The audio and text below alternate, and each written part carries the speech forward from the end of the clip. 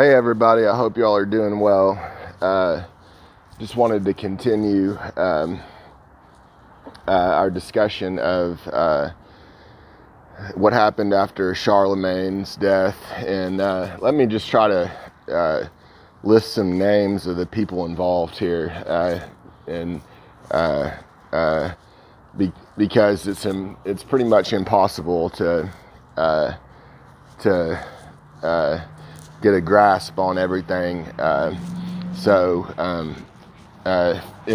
going on in Western Europe from 800 to 900. So just to illustrate the complexity of it, we have, after Charlemagne, Louis the Pious, his son.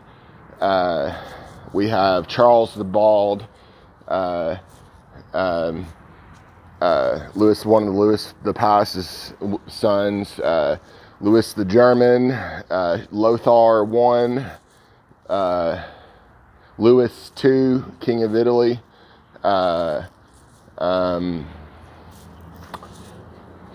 Charles the Fat a little bit later, Louis the Young Louis the Child a little bit later, Louis the Stammerer a little bit later, but in the 800s, and that's about all I can remember. A couple other ones. Oh, Charles the Fat. There's a person named Charles the Fat. I'd like to see the Latin translation of that, because I want to know what the Latin word for fat is.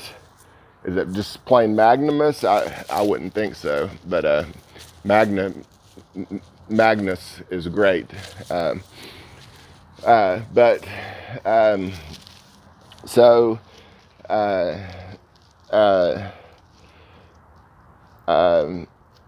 Louis II in Italy dies, and Charles the Bald, his uncle, takes over as emperor in 875 and reigns for 2 years, and then we see the rise of this family from the Italian city of Spoleto, and this is kind of shifts our attention back to Rome and what's going on in Rome. The Spoletos were kind of a upstart family, and they had the backing of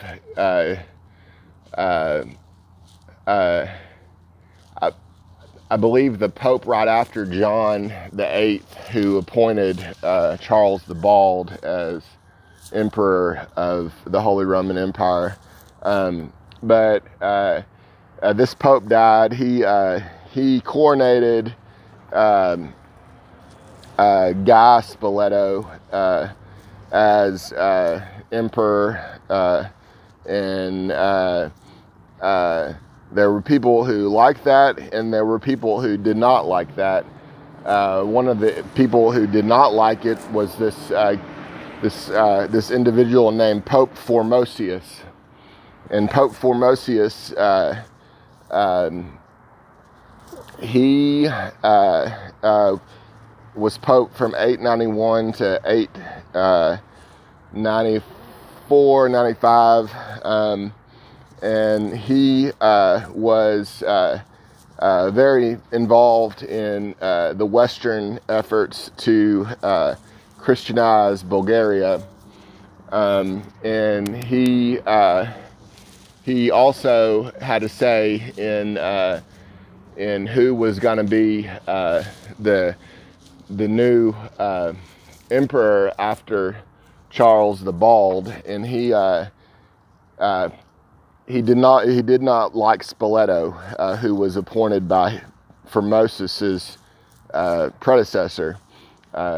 And so he asked Arnulf of Germany to come in and siege the city, and Arnulf did that. Arnulf was a Carolingian, Louis the German's grandson, and through an illegitimate marriage or out of wedlock somehow, but he he goes on to take the city of Rome, Arnulf, and Formosus coronates him king of Italy and emperor of the Holy Roman Empire. And so this kind of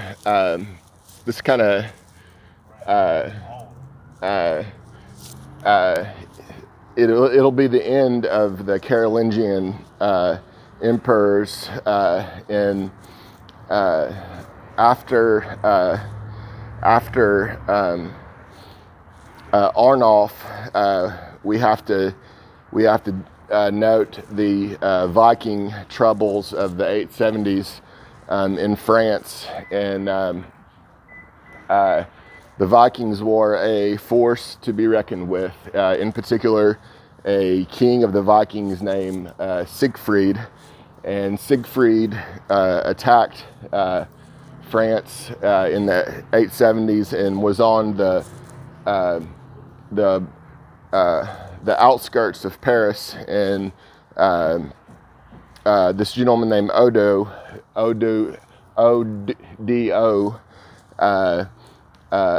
who was proclaimed emperor, I think somewhere in between Spoleto and Charles the Bald, it would have to be.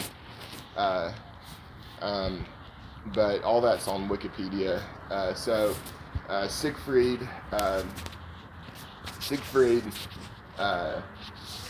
comes to the outskirts of Paris. The abbot of Saint Denis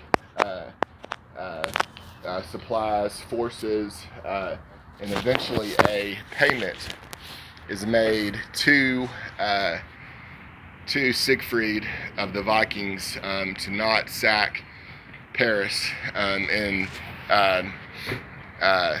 Odo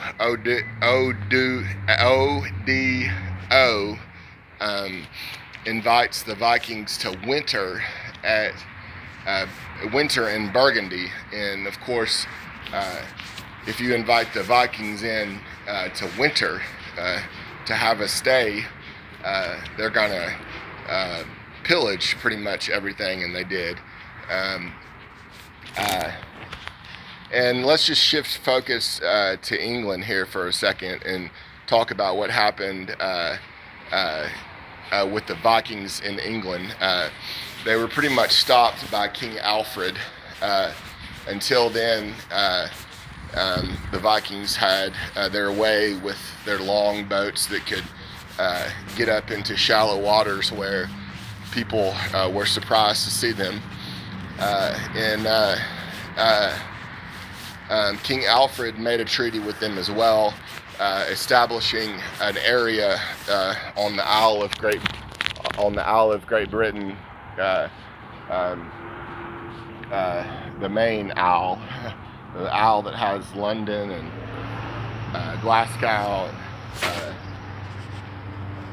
all those beautiful places. So we can thank King Alfred for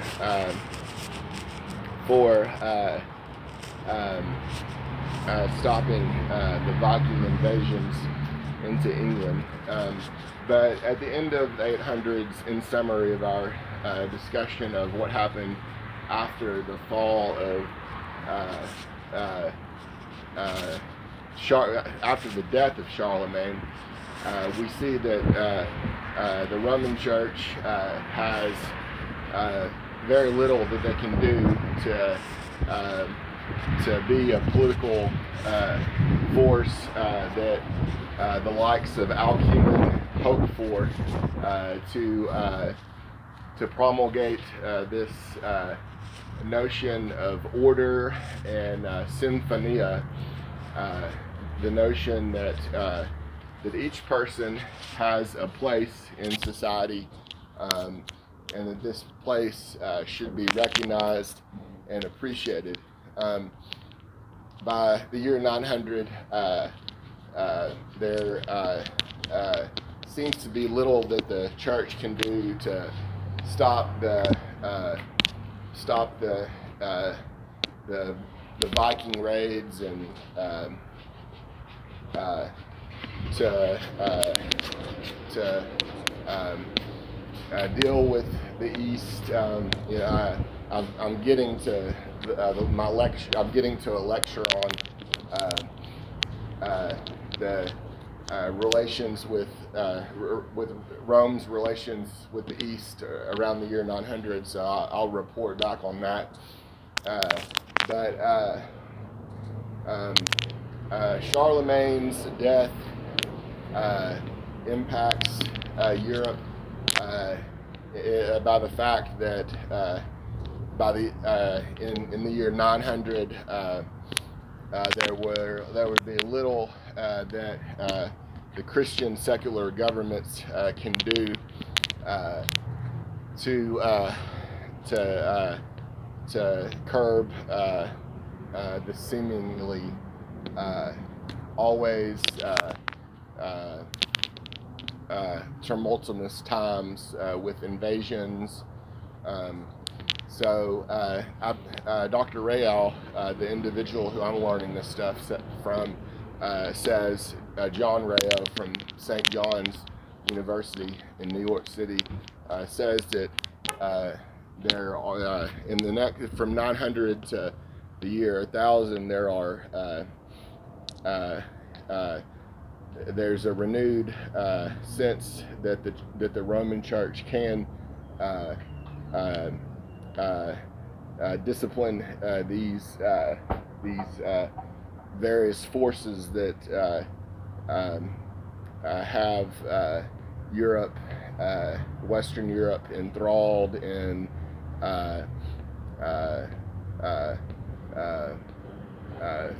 vast swinging times of stability to not knowing if their property is going to be there the next day. And so I just want to mention this last thing for today, and that's how that's how monarchs were appointed in Western Europe. They were appointed by the nobility. The Merovingians in the 500s in France were one of numerous families of nobles, and so were the Carolingians, Charlemagne's family. And when we get to the life of Hugh Capet, who I think is going to be that influence that sparks hope that the Roman Church can navigate